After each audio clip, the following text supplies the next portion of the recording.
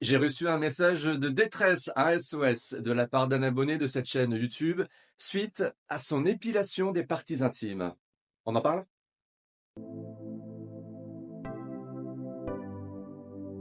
Salut à tous et bienvenue sur cette chaîne Le Mal Français. Je suis Jonathan. J'ai donc reçu un commentaire d'un abonné que je vous mets ici. Je vous laisse le lire. Donc, cette personne rencontre des problèmes que beaucoup ont justement après l'épilation des parties intimes, les boutons et les irritations. Alors, je vais répondre à cette demande, à ce commentaire. Comment faire en sorte de ne plus avoir ces boutons, ces irritations? Est-ce qu'une crème hydratante est suffisante? C'est parti.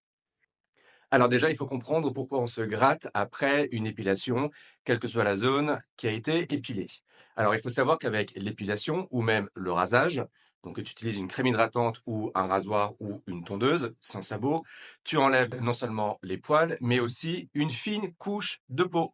Ce qui fait que ta peau, elle est plus sensible, elle va être aussi plus irritée, donc forcément, ça va démanger. Et puis, il faut savoir aussi que certaines zones sont plus sensibles que d'autres, notamment si tu t'assois ou s'il y a des frottements, notamment des frottements de cuisses, etc.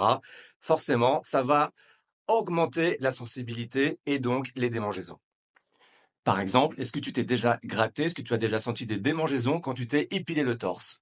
Non, ou très très peu. Par contre, les parties intimes ou les aisselles, là, oui.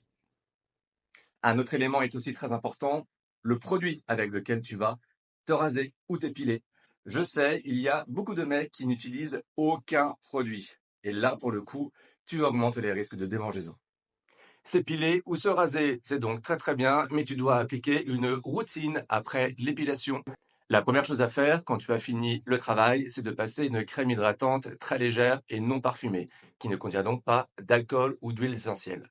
Par exemple, tu peux utiliser un gel d'aloe vera pur, c'est parfait, et en plus il y a un petit côté frais qui va te faire du bien juste après l'épilation ou le rasage. Mais tu peux aussi utiliser ta crème hydratante pour le visage, après tout, vaut mieux ça que rien. Mais l'avant-rasage est aussi une étape très importante. Je te connais, à mon avis, quand tu t'épiles ou quand tu te rases, tu te déshabilles sur la partie et tu appliques directement le produit de rasage ou la crème épilatoire, voire tu passes directement le rasoir. Mais tu n'as pas préparé ta peau avant, ni même ton poil. Il est donc nécessaire de prendre une douche avant de s'épiler ou avant de se raser, une douche avec une température un peu chaude, histoire de ramollir le poil. Autre élément, en fonction de la longueur de tes poils, n'hésite pas à utiliser une tondeuse avant la crème dépilatoire ou avant le passage de la lame de rasoir. Pareil, cela va rendre le travail moins compliqué pour la suite. Par exemple, tu vas passer moins de fois la lame de rasoir sur la partie de ton corps, donc la peau sera moins sensibilisée. Et bien évidemment, il est fortement conseillé d'appliquer un produit dépilatoire ou une mousse ou une crème ou un gel à raser, histoire encore une fois d'assouplir le poil, mais aussi d'hydrater un petit peu la peau. Et en plus, ce produit va servir de petite pellicule sur la peau et donc la protéger. Donc pour répondre aux commentaires, la crème hydratante, elle est bien évidemment essentielle, mais ce n'est pas le seul soin à faire. Il y a toute une routine épilation, rasage à faire, et d'autant plus sur les parties intimes. Dernier petit conseil, si tu as de nombreux boutons qui poussent quelques jours après l'épilation ou après la séance de rasage, n'hésite pas à faire un gommage, mais un gommage léger, pas un gommage abrasif, un gommage léger avec donc des petits grains.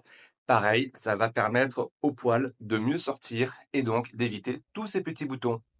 Si tu as déjà vécu ce genre d'irritation, n'hésite pas à le mettre en commentaire et surtout, quelles astuces, quels conseils toi tu donnerais.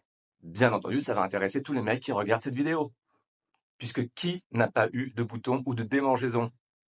Si cette vidéo t'a plu, n'hésite pas à l'aimer, à commenter, mais aussi à la partager. Et enfin, si les sujets de bien-être et de beauté au masculin t'intéressent, tu peux t'abonner à cette chaîne, ça me fera grandement plaisir.